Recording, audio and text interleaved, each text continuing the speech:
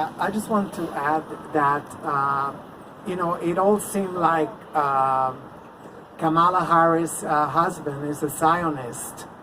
And she arrived where every position that she had.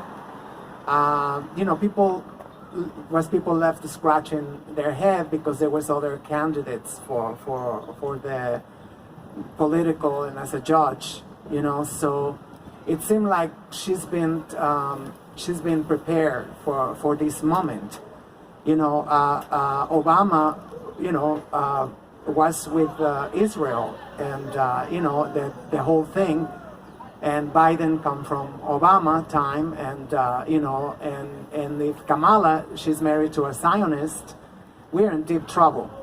In Brazil, the president, the first thing he did was to give an award to Netanyahu.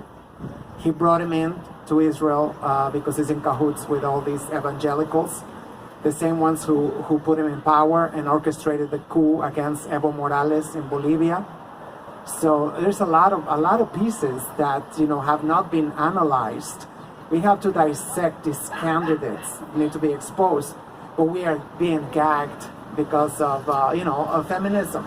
Like, oh, you don't want a woman. Of course I do want to see a woman president, because it all indicates that Joe Biden might not finish his 4-year presidency if he keep having all these behavioral problems. So we're gonna have President Kamala Harris, and we don't know who she is. This is I think I find this American narcissism that we cannot get past by. We should have another YouTube by now, independently funded, and that they took my channel about not even a year ago. I had 20,000 subscribers, tens of thousands of videos. They say I'm promoting hate. They say I'm like, and PewDiePie and all these neo-Nazis. Their channels are still there.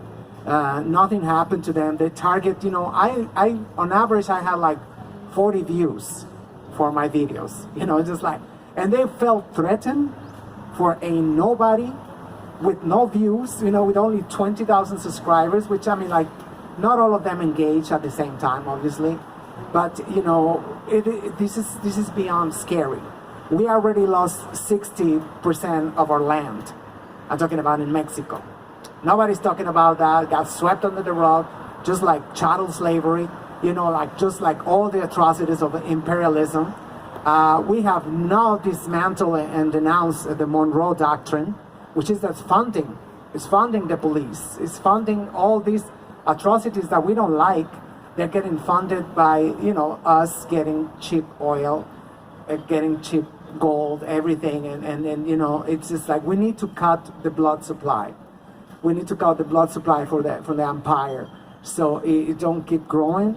It is wounded right now, but it all seems like it's going to recover again. It's on the up and up, and that's just terrifying because they're coming for the other 60% of our land in Mexico, and all those resources are not going to be put to good use. And I'm almost sure that they're gonna be like put into against African Americans. The more resources we get, the more oppressive and toxic we get. I think that's my what I wanted to finish.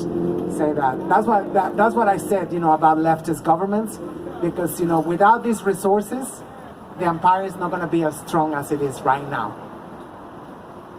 Thank you. Okay, then I'll say something. Thank you. I just want to respond to a couple things and make a couple points here. Like, this card is a definition of fascism.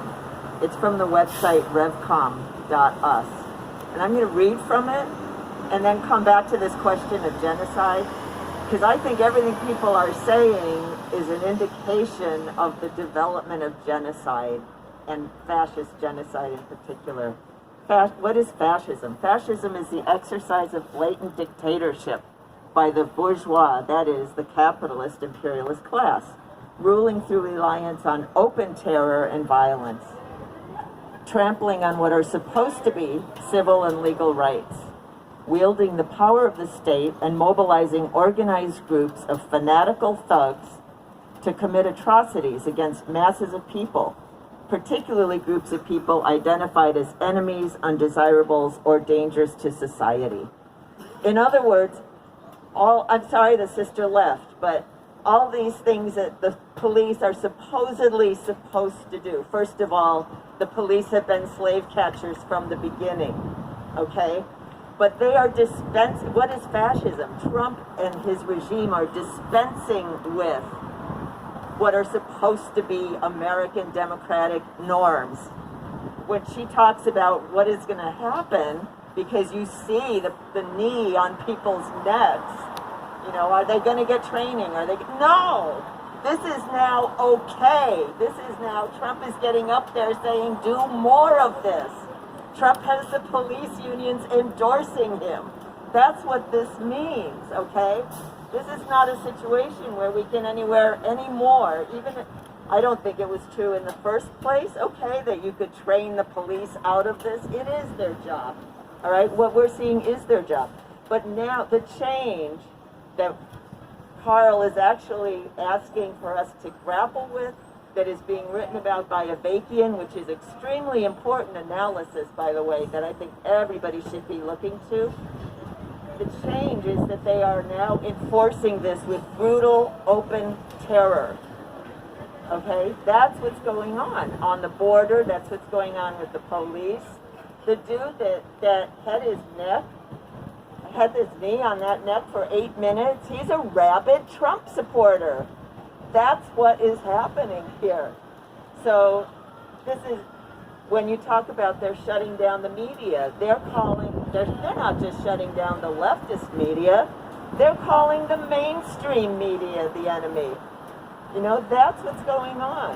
So when you talk about, and the brother much earlier was talking about shutting down programs that actually help people, that's right, that's what they're doing. And it's not a question of a better or a worse policy. It's actually fascism. It's actually part of the genocide. You know, you can talk about education, what they're threatening to pull funding from teaching the truth about slavery. Now, why would they do that? You know, they're actually moving to erase whole peoples.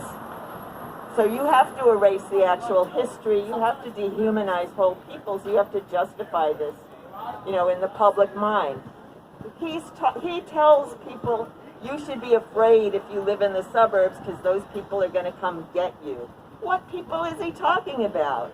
We know there's no code anymore, okay? This is all right out in the open. That's what's actually developing. That's what is going to be accelerating. Look, there's no question, I don't think anymore, that this election is going to be a huge pivotal point. Roger Stone, who is one of Trump's buddies, he just let him out of jail, said yesterday, if he loses, he should declare martial law. Okay? Because they already are saying it's going to be rigged.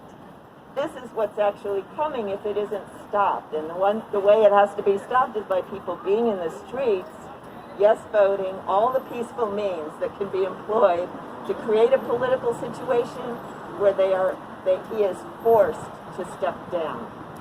That's what has to actually happen. So I think it's really important to wrestle with what is actually happening here.